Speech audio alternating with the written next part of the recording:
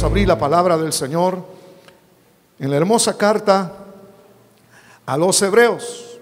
En el capítulo número 3 vamos a encontrar la porción para nuestra reflexión breve en esta noche. Acompáñeme en la lectura.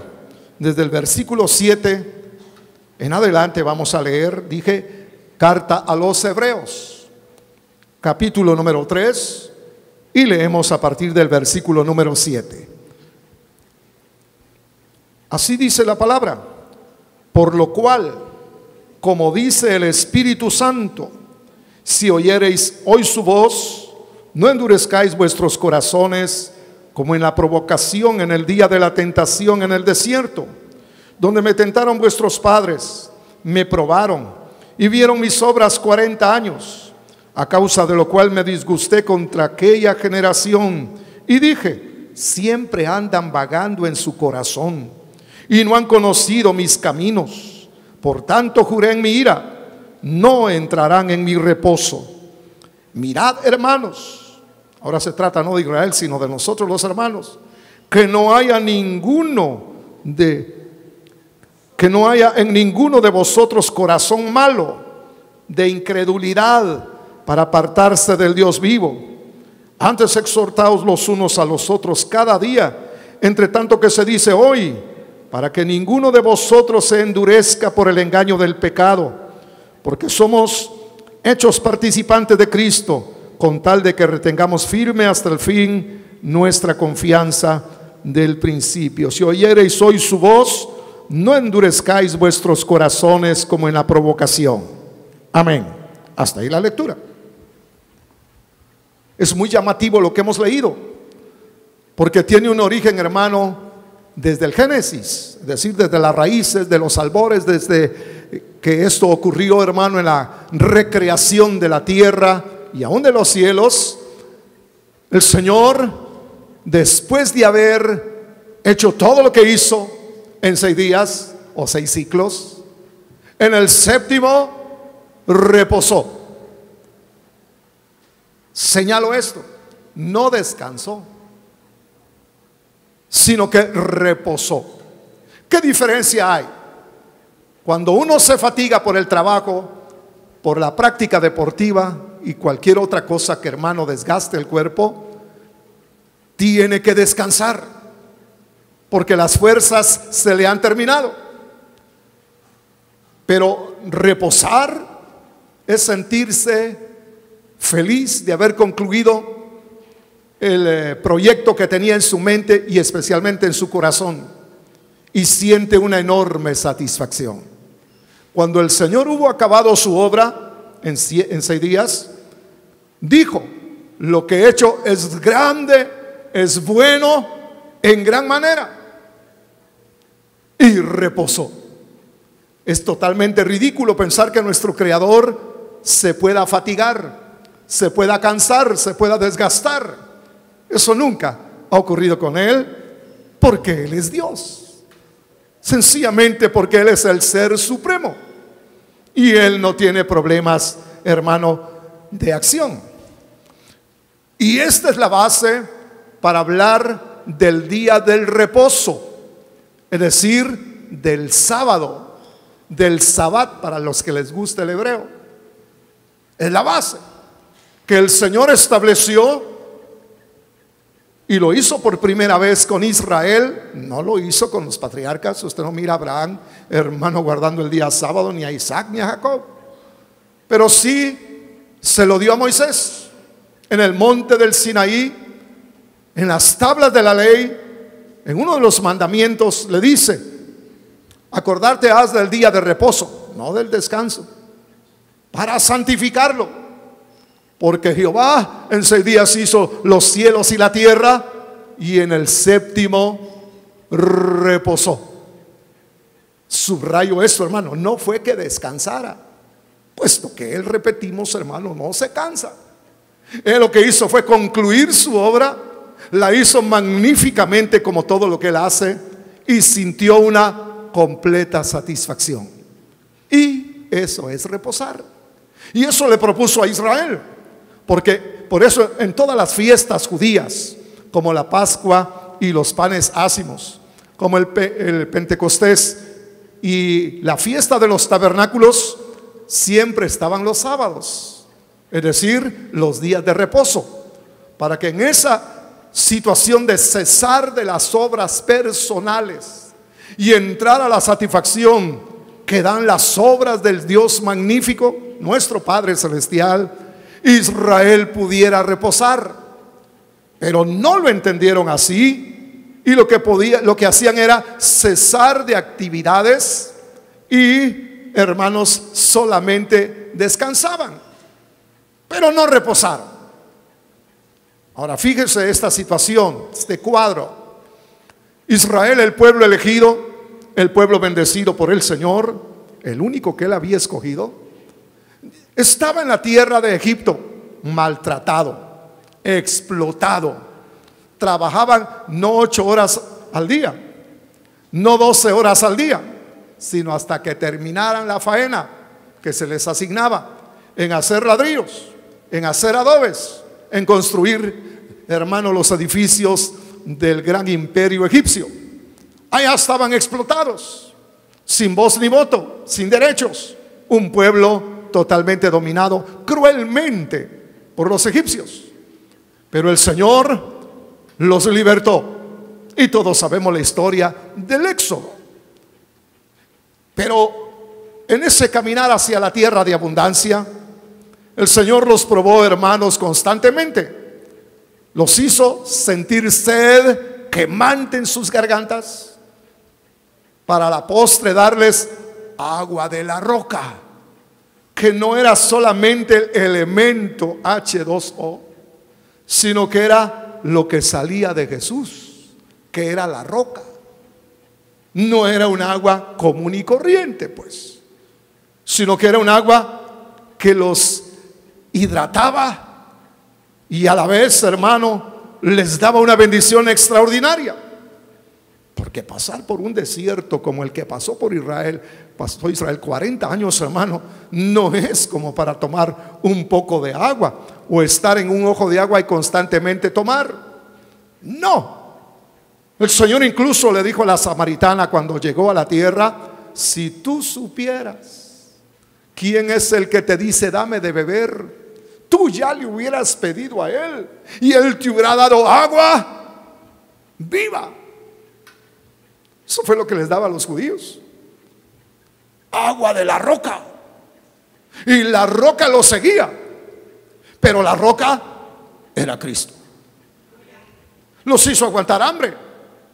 Ahí andaban, hermano, que decían: pero si en Egipto comíamos bien, hasta ajos y cebollas comíamos, ¿qué tal aliento tendrían? Y ahora nuestra alma se seca acá viendo este maná tan menudo, y estaban con hambre. Pero el Señor lo hizo así para enseñarles que no solo de pan vive el hombre, sino de toda palabra que sale de la boca de Jehová. Y les alimentó con pan de ángeles. Aunque parecía insignificante lo que ingerían, eran pan de ángeles, que tuvo un efecto increíble en las vidas de todos los israelitas que la comieron. Nunca se enfermaron, no se les hinchó el pie siquiera en ese caminar tan, hermano, difícil como es en un desierto. Yo he estado en algunos desiertos. Uno que descendía, hermano, de California, entrando a Estados Unidos, a México, un desierto que se llama el desierto de Altar. Cuando uno mira, hermano, parece un altar amarillo, solo arena, y cada 5 minutos pasa un auto, y es un desierto horrible con un calor que da la impresión que las llantas del auto se van a pegar al asfalto. Por lo menos estaba a más de 40 grados de temperatura. Horrible. Pero el Señor probó a Israel para quitarles todo vestigio egipcio. Porque allá estaban, hermano, con sus jornadas, con sus horarios, con su manera tan natural de vivir, de hacer las cosas. Incluso cuando sembraban, con su pie regaban, hermano, las hortalizas. Era algo tan natural pero que los explotaba. Y todo ese recuerdo, todo eso que estaba en las mentes de los israelitas debería ser borrado. Y por eso los llevó el Señor, los condujo a un desierto, para que tuvieran necesidades, pero que habrían de ser satisfechas por el Señor de una manera extraordinaria. De tal manera que Israel iba aprendiendo a caminar con el Dios vivo y el Dios verdadero. Pero lastimosamente, de la mayoría de ellos no se agradó el Señor. Usted leyó conmigo la porción donde le dice a Israel que siempre andaban divagando en sus mentes, que vieron las obras de Jehová, pero ellos no se plegaron a ese magnífico Dios, sino que no las creían. ¿Estará Jehová con nosotros, sí o no?, decían. Y los venía alimentando con pan de ángeles, y venía abriendo el mar rojo, y los hacía tomar agua de la roca, y la nube de Jehová los cubría de los rayos ultravioleta, y les hacía, hermano, luz en la noche, y los cuidaba y los bendecía. Pero Israel no conoció los caminos del Señor. Todavía se quedaron viviendo a lo egipcio, y no tomaron, hermano, la lección que Jehová el Señor les estaba dando, para que confiaran en Él, para que se relajaran de una vez por todas y se echaran en los brazos del que no puede fallar, del que no es un hombre para mentir, porque todos los hombres son mentirosos. No hay ni uno que diga verdad. Por eso, hermano, no ponga usted su confianza en ningún hombre. Dios no nos ha llamado a seguir hombres. Hay gente que cree que hay que seguir lo que dice su apóstol, pero su apóstol muchas veces no dice lo que Jesús le dice en su palabra, y hay muchas discrepancias, y hay gente incauta que anda siguiendo hombres. Pero los verdaderos cristianos seguimos al único que no falla, que se llama Jesús de Nazaret. Ese es el único digno de confianza, y que toda nuestra solicitud esté en Él. Claro, hay excepciones, así como la hubo, hermano, en aquellos días. Había un gran mediador entre Dios e Israel, como era el gran profeta Moisés, como era Aarón, el escogido de Jehová, como era Josué, el que habría de ser el gran conquistador de la tierra prometida, y algunos otros. Pero estoy hablando generalmente. El hombre no tiene verdad, mi hermano. Por eso está decretado por la palabra: maldito el hombre que confía en otro hombre. Es palabra del Señor. Ni me mire mal, ni me vaya a decir cosa alguna, porque es lo que dice la palabra, y de ese problema hay que salir. Que tu confianza entera esté en el Señor y su palabra. No pongas tu mirada en hombre alguno, poniendo nuestros ojos en el autor y consumador de la fe, dice la Escritura, el cual se llama Jesús, porque no hay otro, hermano, nombre dado a los hombres en quien podamos ser salvos. Y es mejor obedecer primero a Dios que a los hombres. Eso debe ser ya una lección recibida en nuestro corazón. Ahora bien, note este cuadro. Decía, hermano, los sacó de Egipto, donde estaban explotados groseramente, terriblemente. Si hubieran habido, hermano, en aquellos días derechos, los derechos humanos, les hubieran caído a los egipcios, los hubieran juzgado, los hubieran, hermano, detenido, los hubieran avergonzado, aunque el Señor sí los juzgó después. Pero era algo terrible lo que le pasaba a los israelitas. Pero el Señor lo hizo para que aprendieran estas etapas donde Él los quería aleccionar. Los llevó por el desierto y les iba peor, aunque habían grandes bendiciones del Señor de por medio, eran lecciones, hasta que los llevó a la tierra prometida, una tierra que fluía leche y miel, de la cual el Señor cuidaba todos los meses del año y la hacía producir ampliamente, para que Israel no tuviera escasez, sino que tuviera abundancia. Bendiciones grandes les esperaría a Israel en esa tierra. Pero esta tierra tenía la facultad de darles no solamente, hermanos, la bendición de estar en una tierra ya propia, sino de amplias satisfacciones para ellos, que los harían reposar. Venían de la explotación de sus cuerpos, venían de cruzar un desierto por 40 años, inhóspito, aunque el Señor cuidaba de ellos, y ahora los lleva a una tierra donde deberían haber reposado.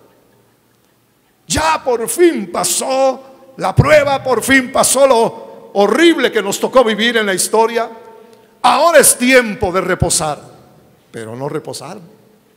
Aunque los llevó, hermanos, a la tierra prometida el gran conquistador Josué, que venció a más de 30 reyes y los desposeyó, y a la vez hizo poseer a Israel la tierra prometida. Pero ni para poseerla fueron diligentes. Ya habían pasado, hermano, algunos meses, me parece, por lo menos meses, y habían 7 tribus indolentes que no iban a la posesión. Fíjese, hermano, que ya estaba conquistada la tierra, ya no habían enemigos que vencer. Y sin embargo, Israel, en 7 tribus, no poseían la promesa del Señor. Tuvieron que hacer, hermanos, otro mapa, otro croquis, donde habrían de ser poseídas las 7 tribus posesionadas, digo, las tribus que faltaban. Una de las mejores fue Judá. Tomó tanto territorio, fueron tan diligentes en poseer la promesa del Señor, que de su herencia tuvieron que repartir a los indolentes. Pero Josué no les entregó, no los metió al reposo del Señor, no se los dio. Era de esperar que sí se los diera, porque venía, hermano, de otros tiempos, de otros tratamientos difíciles para Israel, y ahora le tocaba hacerlo reposar en una tierra conquistada. ¿Cómo se parece a lo que Jesús dijo? Confiad. Aunque en el mundo tengáis aflicción, confiad, yo he vencido al mundo. Este mundo está conquistado por el Rey de Reyes y Señor de Señores. Solo falta que tú poseas lo que el Señor ya conquistó para ti. Aleluya. Pero la indolencia de Israel siguió y nunca entraron al reposo del Señor. Y como andaban divagando en sus mentes y en sus corazones, ignorando los caminos del Señor, pues el Señor en su ira juró que no iban a entrar a su reposo, aunque entraran a la tierra de abundancia. Ellos tenían en mente, y constantemente Moisés les decía que iban a poseer una tierra amplia, como el Señor lo había jurado a los patriarcas Abraham, Isaac y Jacob. Pero aún yendo y poseyendo, no reposaron. Las bendiciones del Señor son las que no agregan afán ni tristeza, son las que verdaderamente enriquecen, es decir, las que hacen reposar. Pero si, hermano, todavía está la tristeza, el afán, el dolor por lo que tú estás viviendo, signo inequívoco es de que no has entrado al reposo del Señor. Por eso fíjese, hermano, cómo nos admoniza aquí la palabra cuando dice: mirad, notadlo, quiere decir, ¿verdad? Hermanos, nota que se trata de hermanos, que no haya en ninguno de vosotros corazón malo de incredulidad. La incredulidad es una ofensa al Señor, es una afrenta que le hacemos cuando dudamos de su palabra. Nuestro corazón está dañado, está malo, porque no puede ser que ante un Dios vivo que se manifiesta a su pueblo le tengamos dudas todavía. ¿Será que Dios me ama? Si sabe lo que tuvo que hacer Dios para poder recibirnos en su misericordia, Él que está lleno, hermano, de grandes atributos como la justicia, Él no puede practicar la injusticia en ninguna manera, no puede ser solapador de pecados. Pero va a meter al cielo a pecadores, a gente que estuvo, hermano, sometida al diablo mismo, en homosexualismos, en robos, en adulterios, en muertes, en cuanto mal se practica en la tierra. Pero ¿cómo así? Un Dios justo, infinitamente justo, metiendo al cielo a gente sin vergüenza. Pero Él dio un plan increíble de dar una víctima, de dar un sustituto, que siendo Dios sería una versión de Dios en carne. Uno que pudiera morir por los pecadores. Y ahora el pecador lo único que tiene que hacer no es tratar de ser bueno, como predican muchos. Deje el pecado, deje la mujer ajena y cuántas cosas le dicen. No, si él no puede ni quiere.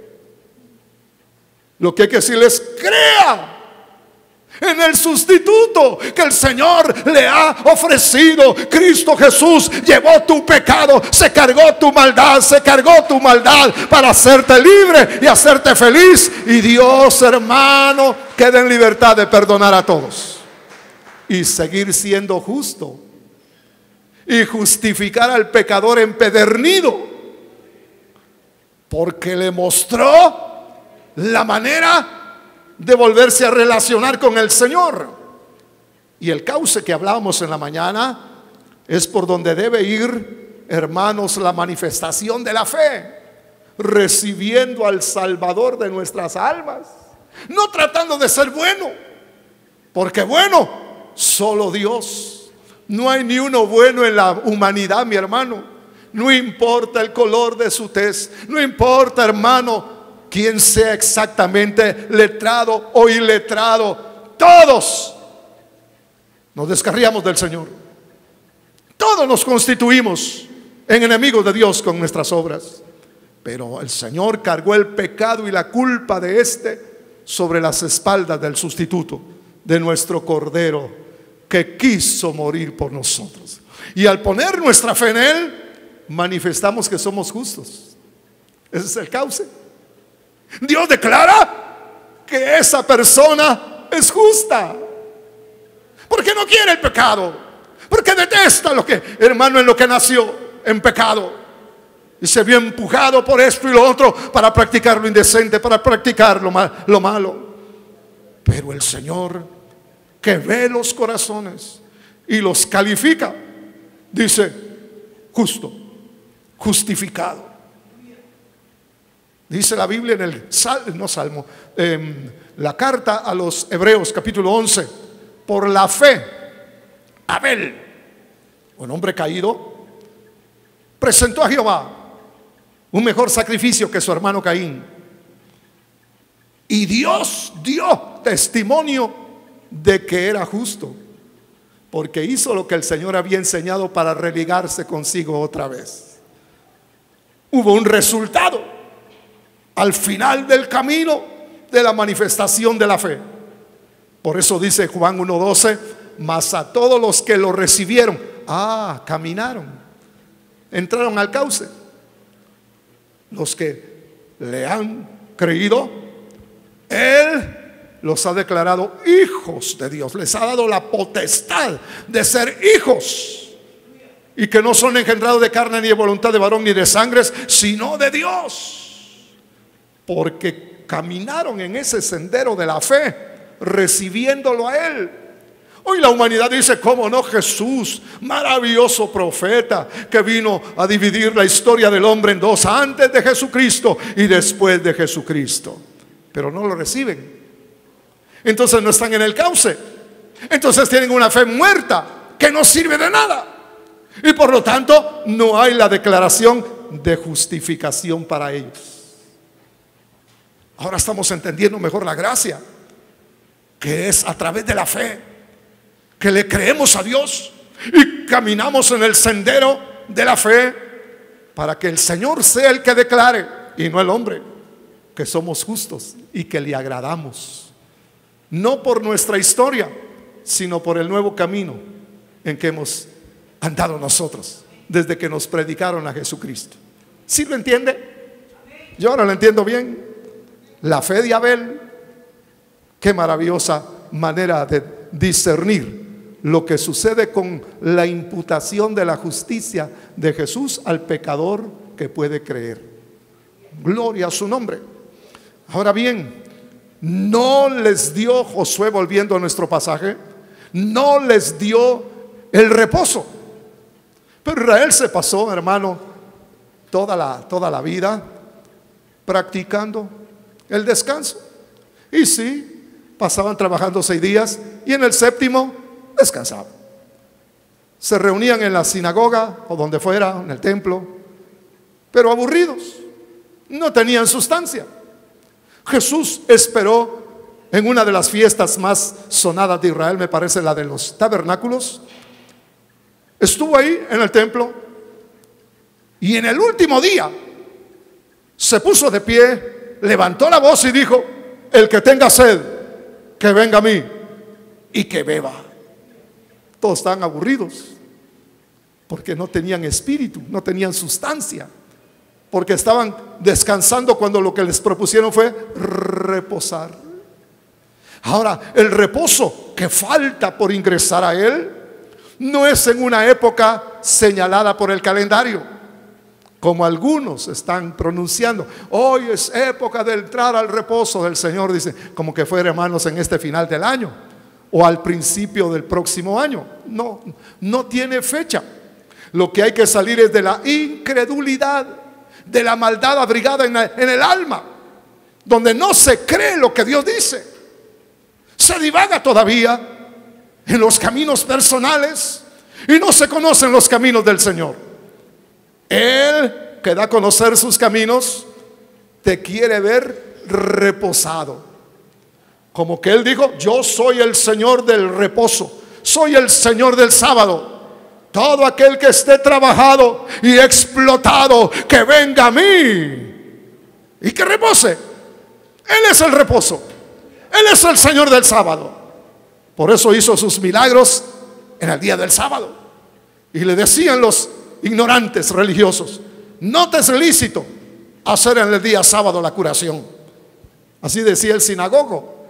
No, ¿por qué tiene que ser en el sábado? Ya como que él tenía la facultad de sanar a un enfermo. Digo, el sinagogo. Era pura hipocresía, pura ignorancia. Y así ha estado todo aquel que sigue el día del descanso. La diferencia ya la marcamos. Se trata de reposar, sentirse satisfecho en las obras de nuestro Dios, como que de ahí viene el culto verdadero, de darle gloria al que nos está bendiciendo, al que nos cuida, al que nos provee, al que nos enseña las cosas, por hermano, que son importantes, que debemos de nosotros de practicar. Así debe ser el culto, de gratitud, y porque estamos reposados y no angustiados por el día de mañana. Porque el que cesa de sus actividades e ingresa a las del Señor, será el ingreso triunfal al reposo que nuestra alma necesita. Vea usted qué necesidad la que hay de reposar. Hoy vivimos, hermano, en una generación que está en depresión. Esta generación tiene depresión. Por eso hay un sinnúmero de gente que no está normal, sobre todo en países grandes. Está, hermano, el famoso estrés. Están deprimidos, tanta abundancia, y sin embargo no tienen paz en sus corazones. Es un mal endémico que podemos nosotros señalar con toda justicia en esta noche. Pero todavía siguen resonando las palabras del Señor: venid a mí, todos los que estáis trabajados y cansados y explotados, que yo os haré reposar. No lea descansar. La Biblia habla de reposar, que no es lo mismo que descansar. Así que, mi hermano, la admonición está muy clara: que no haya nadie entre vosotros que tenga corazón malo. Mire dónde está la maldad: en la incredulidad.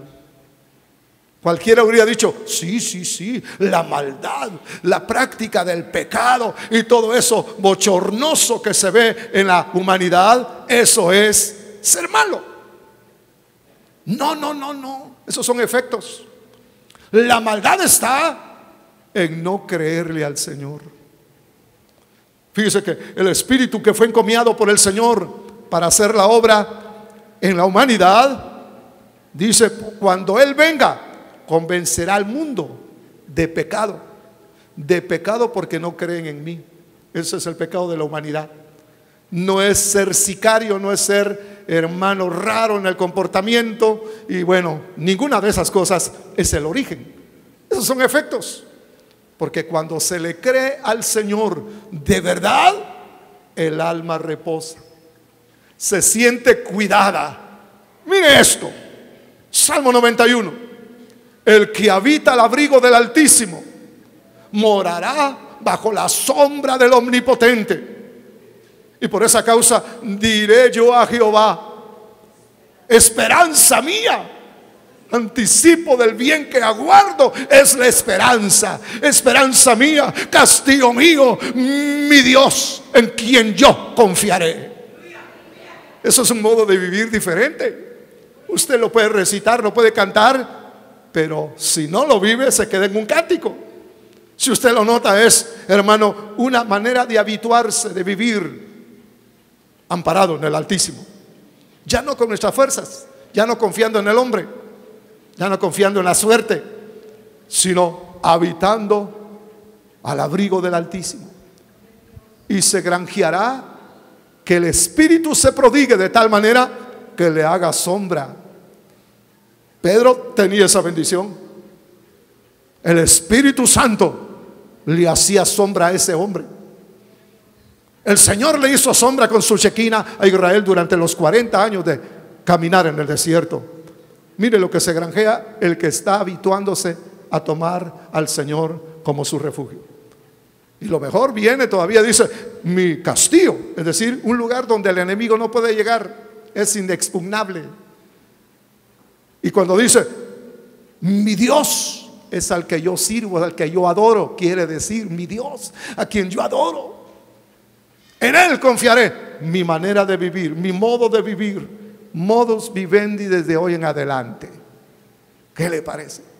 ¿Sabe qué pasó con ese hombre? Reposó. Reposó. Jesús dijo, cada día trae su propio mal. Mañana, hermanos, cuando ustedes se despierten a las 10 de la mañana, no espero que a las 6 si quiere, hermano. Hay que ir a trabajar, hay que ganarse el pan de cada día. Usted va a amanecer con un mal que lo rodea. Pero si usted tiene ahora, hermano, el conocimiento en su corazón y no solo en su mente, dirá, Señor, pero tú eres el abrigo donde yo me protejo. Tú eres la sombra en este día para mi vida. Tú eres el Dios de mi confianza, de mi esperanza. Y yo declaro en medio de este día de mal que tú estarás conmigo. Tu vara y tu callado me infundirán aliento. Bendito sea nuestro Padre Celestial, que quiere tratar así con nosotros. Aleluya. Más adelante dice, y como Josué no les dio el descanso o el reposo a Israel, quiere decir que falta un día de reposo para el pueblo de Dios. Hay uno que no ha sido, hermano, transmitido al pueblo de Dios todavía, a la iglesia del Señor. Por eso tanta queja, ¿verdad? Oren por mí, mis circunstancias me están apretando, me estoy ahogando, auxilio. Así parece, hermano, el hablar y el orar de los hermanos. Y claro que siempre, hermano, ¿quién no ha entrado a esa crisis? Pero lo bueno es detenerse y notar que el Señor magnánimo lo que quiere hacernos es reposar. Reposar. Era tan grande el deseo de nuestro Dios que reposara Israel, que era totalmente prohibido ocuparse de otra cosa en el día del reposo. Aleluya. Ni siquiera, hermanos, descansar era lícito, sino presentar a Jehová la gratitud del corazón. Incline su cabeza, hermano, hemos concluido. ¿Le gustaría a usted disponerse para entrar al día del reposo? Ya no es el sábado, es todo el tiempo. Jesús no dijo: venid a mí y os haré entrar solamente el día sábado. Los otros días miren ustedes cómo salen. No, mi hermano, es un estado diferente de vivir, donde las situaciones que nos vengan serán, hermanos, resueltas por el poder maravilloso del Señor. Echa sobre mí tu carga, que yo la voy a llevar. No estamos para llevar cargas, mi hermano, ni propias, ni mucho menos ajenas. Porque hay gente que se carga con lo suyo y con lo ajeno todavía. No, mi hermano, vamos a entrar al reposo del Señor. Bendito el Señor. Incline su rostro, vamos a orar. Hágale notar al Señor que usted está interesado, que usted puede creer que ese día de reposo que falta para el pueblo de Dios, usted lo solicita en esta noche seriamente. Oremos. Padre, nos damos cuenta que hay un día de reposo que todavía falta, Señor, y nosotros lo entendemos y sabemos que es así, Señor, porque cuán transida ha estado nuestra alma en muchas ocasiones. Cuántas desazones han venido, Señor, a nuestro ser interior, y no sabemos muchas veces cómo salir de esto. Pero ahora entendemos que nos falta entrar a lo que no pudo Josué darle a Israel, al día del reposo. Bendícenos y permítenos entrar, Señor, porque no tenemos corazón malo de incredulidad para alejarnos de ti, sino un corazón crédulo, bueno, que tú has abonado en tu misericordia. Y hoy queremos ir en pos de ti, Señor, reposando hasta que vuelvas por nosotros. Bendecimos a tu pueblo y a los que miran este video en el Perú, en Guatemala y donde Dios quiera llevarlo. Como ya tenemos, hermano, reportes de cómo nos ven en Arequipa, Perú, en Lima, Perú, en la ciudad capital de Guatemala, y yo espero que hasta en la Patagonia lo vean, hermano, para que el Señor ilumine muchos corazones que no están siendo enseñados correctamente y no los han llevado al reposo.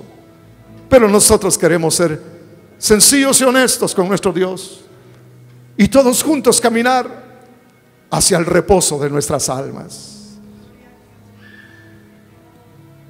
Te damos gracias, Señor, infinitamente, por el regalo del reposo, Señor.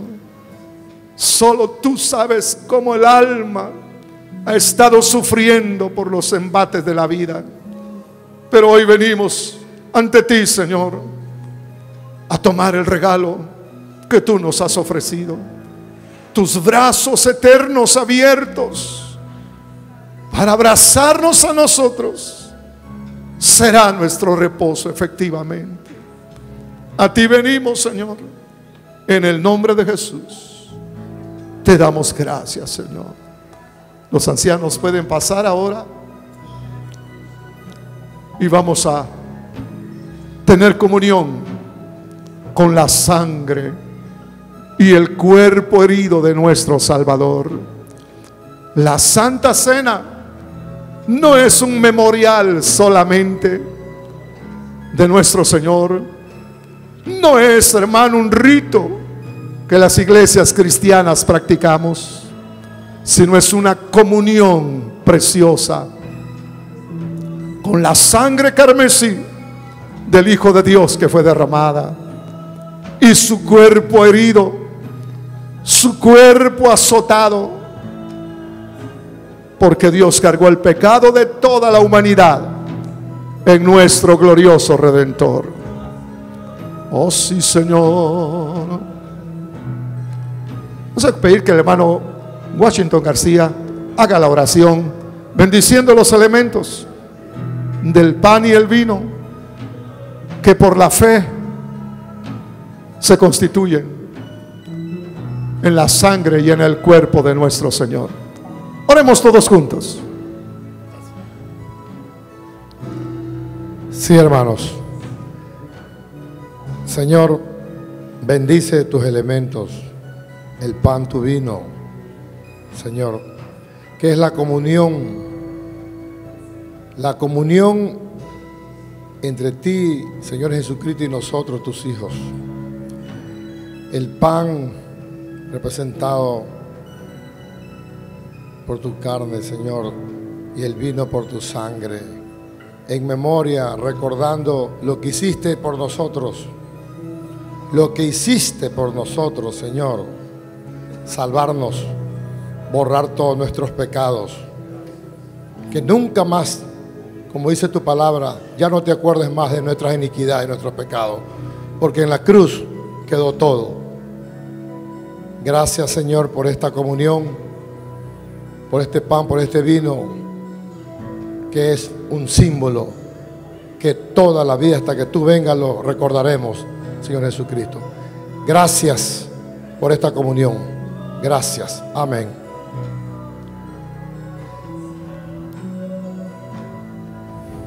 Y el Señor, que instituyó el que participemos efectivamente de su cuerpo y de su sangre, no como un símbolo, sino como una realidad, porque tomando el pan y quebrándolo dijo: esto es mi cuerpo, que por vosotros es partido. Mis hermanos, hacen entrega a los ancianos del pan en esta noche, que es el cuerpo del Señor. Repártanlo a todos los hermanos y usted esté atento para que pueda tomar su parte. Oh sí, Señor.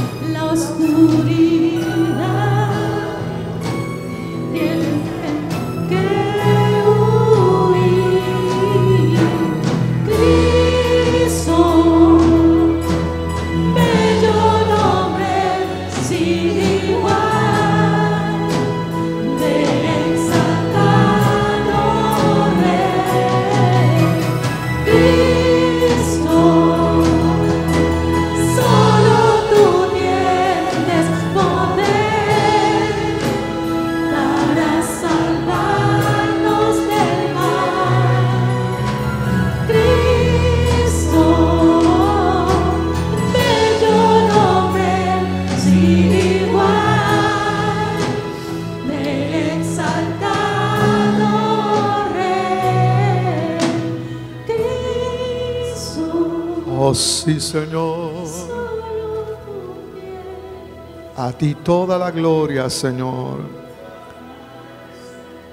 Y tomando el pan, y al haberlo repartido, dijo: esto es mi cuerpo, que por vosotros es dado. Todas las veces que comiereis de este pan, la muerte del Señor proclamáis hasta que Él venga. Es la proclama inequívoca de su regreso, cuando sabemos participar de su cuerpo. Y es ella la que tiene el conocimiento del cuerpo, porque es la que está desposada con Él. Ella es la que está diciendo: hasta que Él venga. Ella es la que tiene la voz. Por eso podemos en esta noche participar de su cuerpo herido. Sus llagas nos dieron sanidad. Comamos en el nombre de Jesús del cuerpo suyo. Amén.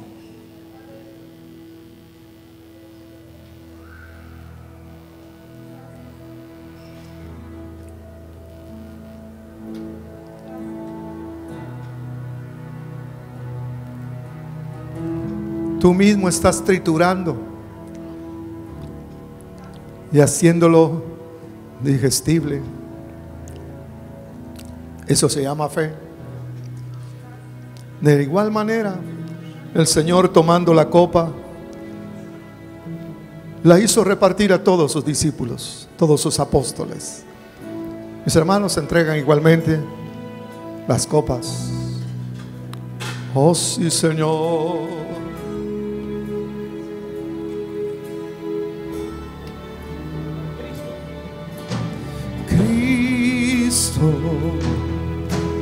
Bello nombre sin igual, el exaltado Rey, Cristo. Solo tú tienes poder para salvarnos del mal, Cristo.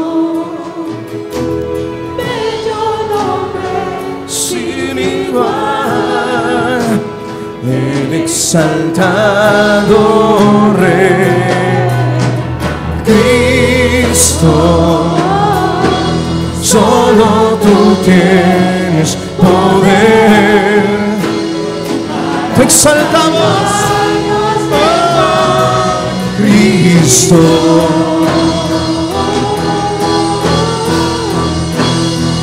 Te exaltamos, te exaltamos, te exaltamos, te exaltamos sobre los cielos.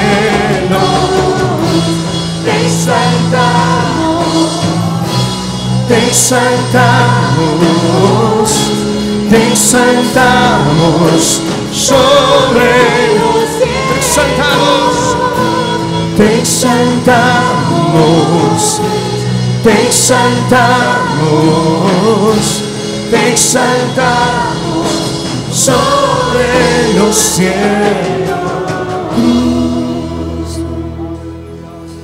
Bello nombre sin igual, el exaltado Rey, Cristo. Solo tú tienes poder para salvarnos del mal, Cristo. Bello nombre sin igual, y el exaltado Rey, Cristo. Solo tú tienes poder para salvarnos